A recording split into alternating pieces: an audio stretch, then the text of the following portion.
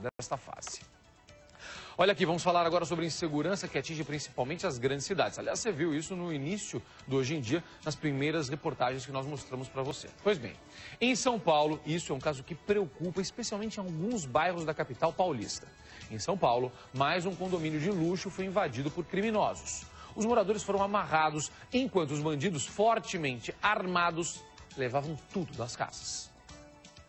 Assustados, os moradores não sabem como os assaltantes conseguiram entrar no condomínio. Acredito que alguém deve ter entrado, que agora estão verificando porta-mala. Se quiserem entrar, entram. Fica assustado, né, sem saber o que acontece direito.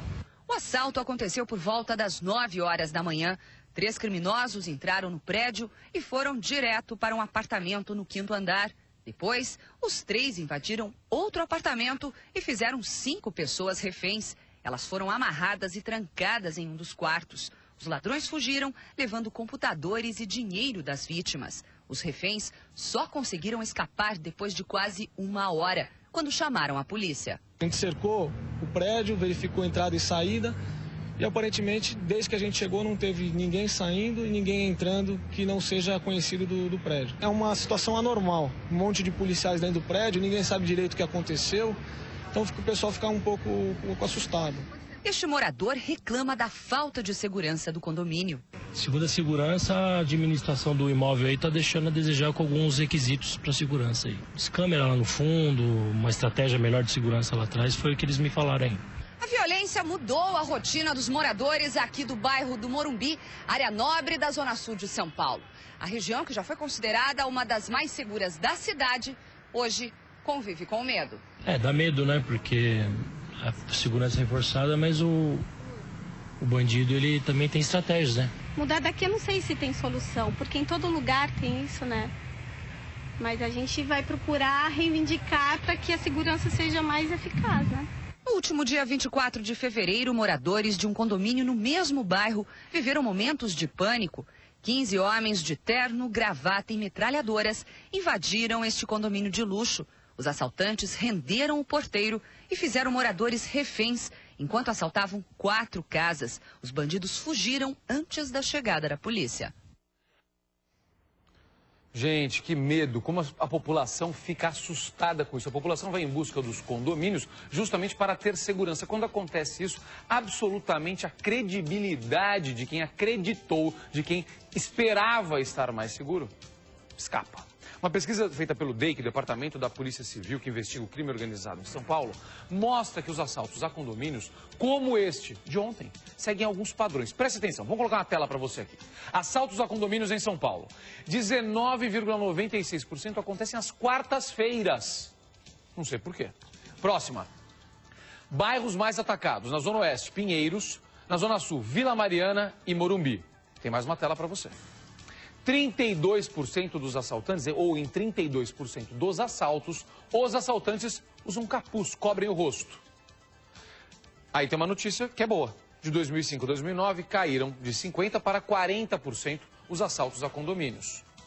De 2005 a 2009, no interior de São Paulo, a gente falava aquele número da capital, aumentaram de 26 para 44. Será uma migração? Aumentaram um pouquinho a segurança na capital e aí houve uma migração para o interior? Vou descobrir isso daqui a pouquinho com um especialista aqui no estúdio.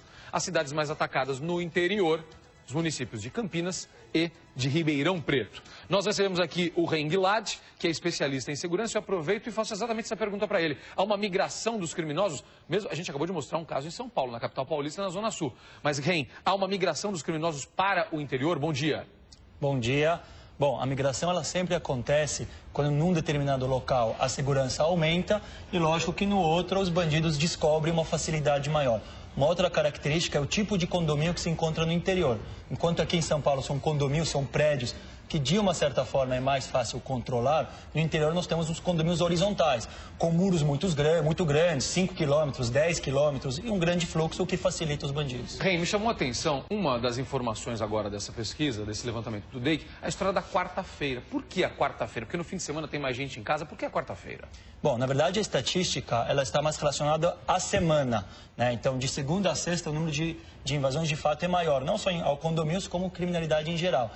É óbvio que os bandidos também são pais de família, têm a sua família, final de semana, e tem horário? muitas vezes estão em casa. Tem algum horário específico? Tem um horário, aí esse horário, na verdade, ele é separado em invasão a condomínio, que normalmente acontece nas primeiras horas ou no final da tarde, quando os moradores eles chegam ou saem de casa, isso mais para o arrastão. E em termos de segurança na rua, é mais entre as 18 e 24 horas. E quais são os cuidados básicos que a população deve tomar? Bom, o que nós vimos aqui em relação à segurança em condomínios, e foram mostrados dois tipos de situação diferentes. E o que sempre nós temos que ter em mente é problemas que acontecem de fora para dentro e outros problemas que podem acontecer de dentro para fora. Quais são os tipos diferentes? O mais comum para fora, para dentro, são os arrastões, que são os mais problemáticos, 15, 20 pessoas fortemente armadas, dominam guarita e esperam os moradores chegarem, sobem com eles dos apartamentos. Esse é o mais típico da invasão de fora para dentro, além de uma invasão específica em um dos apartamentos. E os problemas de dentro para fora, que estão mais relacionados a vandalismo, a furtos internos, mas também podem estar relacionados a uma invasão específica em um dos apartamentos, com ou sem moradores, e sem dúvida que essa é a mais difícil de descobrir. E nós vimos aqui o policial falando que ainda não descobriram como entraram, como saíram, diferente de um outro caso que já sabiam que os bandidos dominaram a guarita. Isso pode indicar uma diferença de atuação dos bandidos. Edu? Eu queria saber o seguinte, muito se fala da falta de segurança dos próprios seguranças que são contratados particulares, mas a gente sabe que os moradores hoje vivem essa realidade. Os moradores não têm que ser treinados também? A gente pouco ouve falar em reunião de condomínio, olha, eu não sei se no condomínio de vocês as pessoas treinam os moradores. Não. Bom, o primeiro ponto e o mais importante na segurança, antes de qualquer investimento, porque a gente sabe, segurança é caro, né? E às vezes é chata, mas o primeiro ponto e o mais importante chama-se respeito mútuo. E respeito mútuo é o respeito entre assegurado e a segurança. Para que esse respeito seja elevado, é muito importante que o morador conheça as regras de segurança e, acima de tudo, ele proceda a elas de forma voluntária. Então, se foi definido que o morador tem que abaixar a janela, ele não tem que esperar o segurança, ele tem que fazer isso sozinho. E para isso as palestras são fundamentais e primordiais. Então acho que uma das orientações que a gente pode dar para a população é, se você não tem esse tipo de orientação no seu condomínio, é solicitar isso ao síndico, ao responsável pela segurança no seu condomínio. Agora, deixa eu aproveitar esse gancho da pergunta do Edu. O morador, quem vive num condomínio, automaticamente pode ficar mais solto e se sentir mais protegido e, por isso, cometer alguns erros, como, por exemplo, abaixar o vidro sem necessidade na entrada do prédio, quando isso não é obrigatório. Enfim, o morador pode abrir a guarda de determinada maneira porque ele se considera mais seguro por estar num condomínio? Eu diria que para alguns itens, quando ele realmente tem segurança, ele de fato tem que relaxar. Porque afinal de contas, se a gente viver numa tensão infinita, a gente também não consegue viver o dia a dia. Então, se o seu prédio tem uma proteção necessária, como guarita blindada, protegida, hoje em dia a tecnologia permite até o monitoramento remoto, e a gente pode ter tranquilidade que essa guarita não vai ser dominada, com arrastão a gente pode ficar mais tranquilo. Mas, com problemas internos e outros, a gente também tem que ficar preocupado. Então, lógico, alguém vai bater na sua porta e você não foi, a portaria não anunciou, espera, não abra a porta, liga para a portaria, confirma, antes de abrir a porta, veja se você tem um olho mágico, ou até uma câmera, se possível, para ver quem está do outro lado, né? Pode ser que alguém que estava no outro apartamento foi até o seu. Então, esse tipo de cuidado sempre a gente deve ter, com ou sem segurança do prédio. Você tocou num ponto que é o treinamento e a orientação dos moradores, até foi uma ótima pergunta do Edu, mas como nós, moradores, sabemos se os nossos seguranças, as pessoas que estão cuidando do nosso condomínio, como nós sabemos que essas pessoas são bem treinadas? Que tipo de exigência nós devemos fazer para saber que estamos seguros? Bom, primeiro que na área de segurança existe um cargo específico, que são os vigilantes, que são profissionais treinados e com certificação pela Polícia Federal. Então, idealmente, esse tipo de profissional é importante. Depois, lógico, verificar qual tipo de treinamento é efetuado, seja pela empresa contratada ou seja pelo próprio condomínio.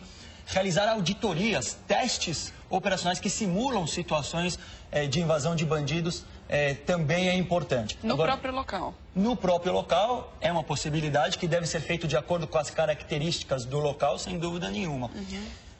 E o síndico pode exigir isso da empresa de segurança? Porque a gente está falando agora para todo mundo, para o morador que vai ligar para o síndico. Ó, agora eu estou falando com a pessoa lá em casa, a pessoa vai ligar para o síndico. Olha, estou assistindo lá no Hoje em Dia que a minha empresa de segurança tem que fazer isso. Então, esse síndico pode pedir para a empresa de segurança contratada, olha, eu quero uma simulação aqui, eu quero um treinamento, pode fazer isso? Pode sim, mas a gente sempre tem que ter em foco também, quando a gente vê situações como essa, a primeira coisa, a equipe de segurança falhou, não tem procedimentos de segurança, e lógico que isso deve ser verificado em primeiro lugar. Mas, como foi dito aqui, a questão dos moradores também não pode ser esquecida. Então, a mesma comprovação de treinamento aos funcionários também deve ser... Tem a comprovação de treinamento aos moradores, todos participaram, porque antes de uma invasão, se a gente marcasse um treinamento, talvez 10% participariam. Mas depois de uma invasão, talvez 90% ou 100%. Não adianta um morador fazer e os outros não fazerem, né? Exatamente. Olha, eu agradeço bastante a participação do Reng lá, dando dicas de segurança. Os assaltos a condomínios continuam acontecendo e a gente espera, claro, que isso diminua, que a atuação da polícia e das equipes de segurança e também de nós, moradores. A gente espera uma atuação eficiente de todo mundo para que essa criminalidade diminua. Obrigado, Ren. Olha aqui, a crueldade